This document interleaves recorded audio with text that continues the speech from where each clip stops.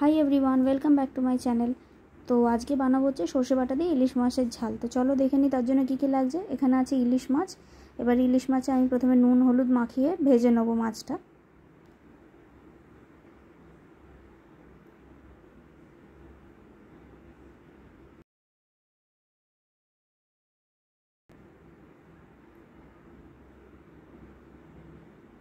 নুন হলুদ মাখানো হয়ে গেছে, এবার আমি তেলে ভেজে নিচ্ছি।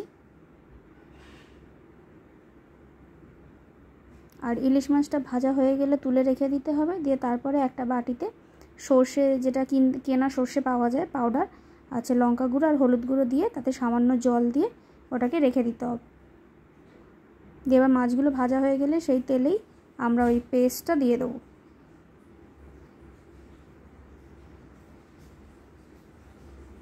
ভালো করে একটু ফুটিয়ে আর ভালো করে নেড়ে নিতে হবে। যতক্ষণ না তেলটা ছাড়ছে ততক্ষণ নাড়তে হবে।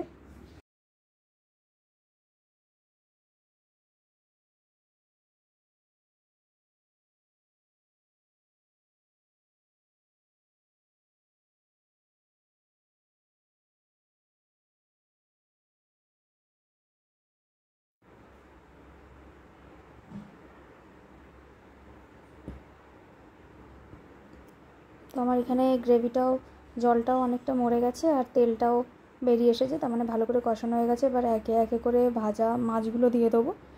দিয়ে ভালো করে নাড়াচাড়া করে নামিয়ে নিলেই হয়ে যাবে ইলিশ মাছের ঝাল সর্ষে বাটা দিয়ে। তো ভিডিওটি শর্টই, তো তোমরাও বাড়িতে বানিও, কিরম হয়েছে জানিও। আর ভিডিওটি যদি ভালো লাগে একটা লাইক শেয়ার একটা সাবস্ক্রাইব করে দিও। Thanks for watching.